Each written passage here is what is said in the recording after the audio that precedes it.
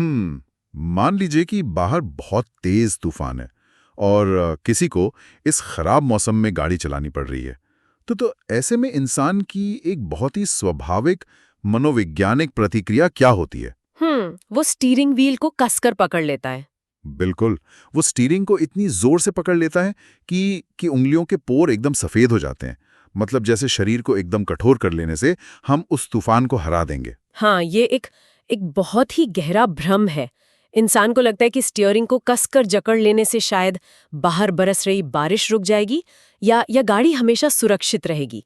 हमारा दिमाग मान बैठता है कि तनाव और ये जो पकड़ है ना, वही असल में सुरक्षा है। सही कहा। लेकिन फिर अचानक सड़क पर गाड़ी फिसलने लगती है, स्किड कर जाती है। और जब गाड़ी फिसलती है तो इंसान का पहला इंस्टिंक्ट होता है और जोर से ब्रेक दबाना या स्टीयरिंग को और कस लेना, जो असल में दुर्घटना का सबसे बड़ा कारण बनता है। बिल्कुल। और ठीक वहीं पर ड्राइविंग का सबसे विपरीत नियम काम आता है। मतलब ब्रेक से पैर हटाना और स्टीयरिंग की वो जो कसकर की गई पकड़ है उसे ढीला करना। हाँ, क्योंकि नियंत्रण वापस पाने के लिए एक पल के लिए उस नियंत्रण को छोड़ना पड़ता है। गाड़ी को उसकी स्वाभाविक गति में आने देना होता है ताकि टायर दोबारा सड़क से जुड़ सके। तो नियंत्रण पाने के लिए नियंत्रण को छोड़ने का ये जो अजीबोगरीब विरोधाभास है ना, यही आज की हमारी इस गहन चर्चा का सबसे बड़ा केंद्र है। हम बात कर रहे हैं छोड़ देने के दर्शन की, जिसे लेटिंग गो कहा जाता है। और आज की इस चर्चा के लिए हमने सुहास दिवारे के यूट्यूब चैनल मधुकोश के बेहतरीन शोध को आधार बनाया है। तो जो भी लोग जीवन के इस गहरे दर्शन को सचमुच समझना चाहते हैं, उन्हें मधुकोश चैनल को जरूर फॉलो करना चाहिए, क्योंकि वहां ऐसी सामग्री बहुत ही गहराई और स्पष्टता के साथ प्रस्तुत की जाती है। बिल्कुल। सुहास दिवारे जी के चैनल मधुकोश पर जो विचार प्रस्तुत किए गए ना, वे हमें रुककर ये सोचने पर मजबूर करते हैं कि सब अपने आप ठीक हो जाएगा। ये विचार सिर्फ एक झूठी सांत्वना नहीं है। हाँ, मतलब ये सिर्फ बोलने की बात नहीं होती। बिल्कुल नहीं, ये एक बहुत गहरा मनोवैज्ञानिक और आध्यात्मिक सत्य है जो रोजमर्रा के उस तनाव को पूरी तरह बदल सकता है जिससे आज हर इंसान जूझ रहा है। और हमारा उद्देश्य आज इसी आध्यात्मिक दर्शन को एक बहुत ही व्यवहारिक मानसिकता में डालना है। मतलब ये समझना है कि नियंत्रण छोड़ने से कैसे न केवल हमारे काम और रिश्ते सुधरते हैं, बल्कि हमारे भीतर जो एक निरंतर युद्ध चल रहा है वो कैसे शांत होता है। हाँ। आज के समय में हर कोई जानकारी, उम्मीदों और ऑफिस की डेडलाइंस के भारी बोझ तले दबा हुआ है। हर चीज को अपने नियंत्रण में रखने की जो हमारी चाहत है वो इतनी गहरी है कि वो हमें बीमार कर रही है। तो चलिए इस बात से शुरुआत करते हैं कि ये नियंत्रण आखिर इतना जरूरी क्यों लगता है और ये छोड़ देने का असली अर्थ क्या है। तो यहाँ सबसे दिलचस्प बात यह है कि इंसान की सबसे बड़ी समस्या और इसका सबसे बड़ा दुख यहीं से शुरू होता है कि वो हर चीज को अपनी मुट्ठी में कैद करना चाहता है। अगर हम मनोविज्ञान के नजरिए से देखें तो हमारा दिमाग अनिश्चितता को एक खतरे के रूप में देखता है। मतलब जो चीजें हमारे कंट्रोल में नहीं है वो हमें डराती हैं। बिल्कुल। हम चाहते हैं कि परिस्थितियां हमारी मर्जी से चलें, लोग हमारे अनुसार व्यवहार करें और कल क्या होने वाला है ये बिल्कुल वैसा ही हो जैसा हमने सोच रखा है। हाँ, जो हमने अपनी डायरी में लिख रखा है वही। लेकिन स्रोत सामग्री हमें स्पष्ट रूप से याद दिलाती है कि जीवन कभी-कभी किसी की व्यक्तिगत इच्छा से नहीं चलता, ये अपनी एक विशाल धारा में बहता है। जो भी व्यक्ति इस धारा के खिलाफ जाने की या उसे मुट्ठी में बांधने की कोशिश करता है, उसे केवल पीड़ा मिलती है। तो ये नियंत्रण जिसकी हम दिन रात भाग दौड़ करते हैं वो वास्तव में एक बहुत बड़ा भ्रम है। हम मानकर बैठे हैं कि चीजें हमारे हाथ में हैं, जबकि हकीकत में ऐसा कुछ नहीं है। हाँ, और ये भ्रम ऐसा है जो इंसान को हर पल थका रहा है। मधुकोश की सामग्री में इस बात को एक बहुत ही सुंदर उदाहरण से समझाया गया है। जीवन एक नाजुक फूल की तरह है। फूल की तरह? हाँ। यदि कोई व्यक्ति एक फूल को बहुत कसकर पकड़ ले तो क्या होगा? उसकी पंखुड़ियां टूट जाएंगी। बिल्कुल, वो मुरझा जाएगा। सही कहा। फूल को मुट्ठी में कैद नहीं किया जा सकता, लेकिन यदि उसी फूल को हल्के से अपनी खुली हथेली पर छोड़ दिया जाए तो वह अपनी पूरी खूबसूरती से खिलेगा।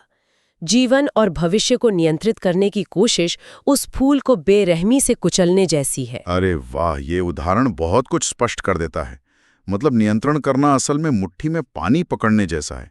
इंसान जितना कसकर मुट्ठी भींचता है, पानी उतनी ही तेजी से उंगलियों के बीच से फिसलकर गिर जाता है।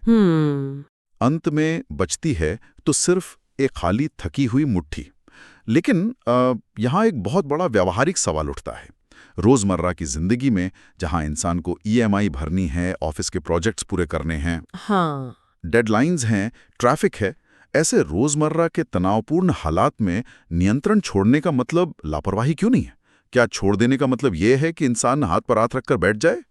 ये एक ऐसा सवाल है जहां अक्सर लोग इस दर्शन को गलत समझ लेते हैं। छोड़ना या लेटिंग गो, हार मानना या निष्क्रियता बिल्कुल नहीं है। अच्छा। हाँ, हार मानना तो ये है कि इंसान निराशा में डूब जाए और कहे कि अब मैं कुछ नहीं करूंगा। लेकिन छोड़ना एक बहुत ही ऊर्जावान और सक्रिय विश्वास है, मतलब एक्टिव ट्रस्ट। एक्टिव ट्रस्ट, इसे थोड़ा और खोल कर समझते हैं। इसका मतलब है कि काम तो पूरी ऊर्जा से करना है, लेकिन उस प्रक्रिया पर भरोसा करना है। सटीक शब्दों में कहें तो ये इस बात पर भरोसा करना है कि यदि चीजों को उनके स्वाभाविक रूप में बहने दिया जाए तो वो प्रवाह अंततः वही देगा जो सही है। इंसान को अपना कर्म पूरी ईमानदारी से करना है, लेकिन उस काम के नतीजे को लेकर जो एक भयानक तनाव होता है कि ऐसा ही होना चाहिए, उस जिद को छोड़ना है। तो अगर हम रोजमर्रा के तनाव की बात करें, जैसे मान लीजिए कोई भारी ट्रैफिक में फंसा है और उसे ऑफिस पहुंचने की जल्दी है। हाँ, बहुत अच्छा उदाहरण है। ट्रैफिक में इंसान हॉर्न बजाता है, गुस्सा करता है। बिल्कुल, वो स्टीयरिंग पीटता है। लेकिन क्या उससे ट्रैफिक कम होता है? नहीं।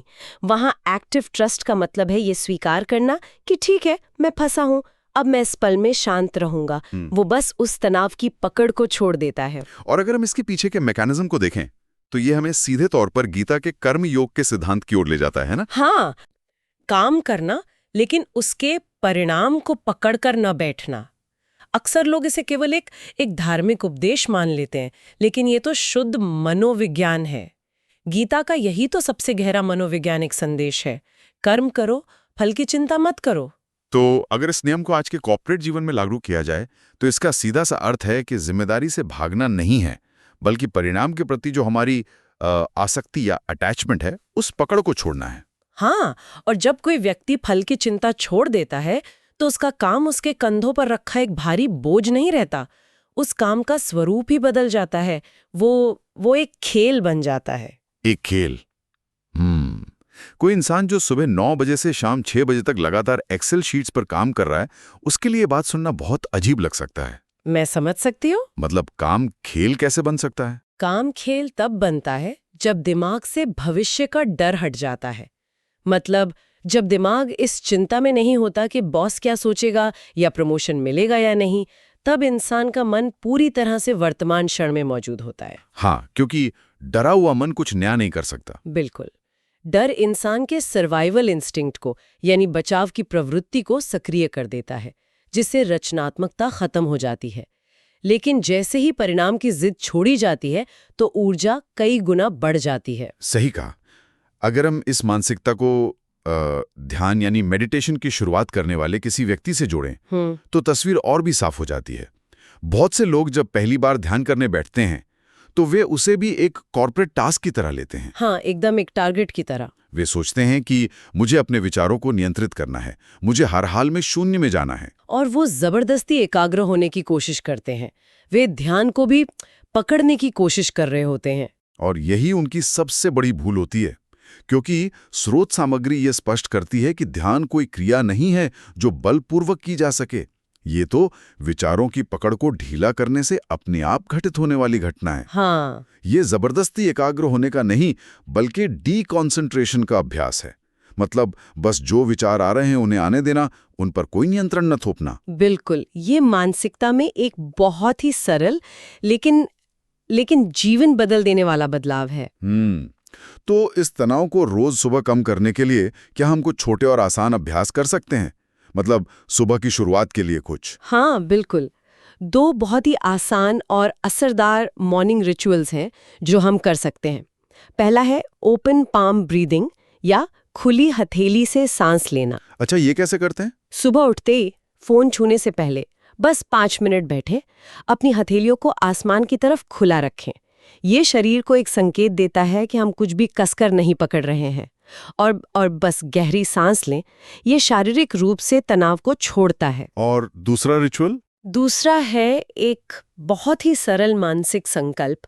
उठते ही खुद से कहें, आज मैं परिणामों को नियंत्रण करने की कोशिश नहीं करूंगा, मैं सिर्फ अपना काम पूरी ईमानदारी से करूंगा।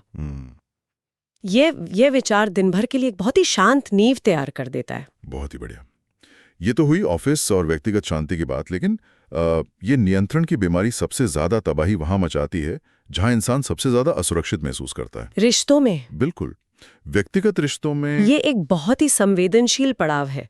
काम के परिणामों को छोड़ने का ये जो नियम है ना, वो मानवीय रिश्तों पर और भी अधिक गहराई से लागू होता है। अक्सर इंसान पॉसेसिवनेस को या पकड़ को ही प्रेम समझ बैठता है।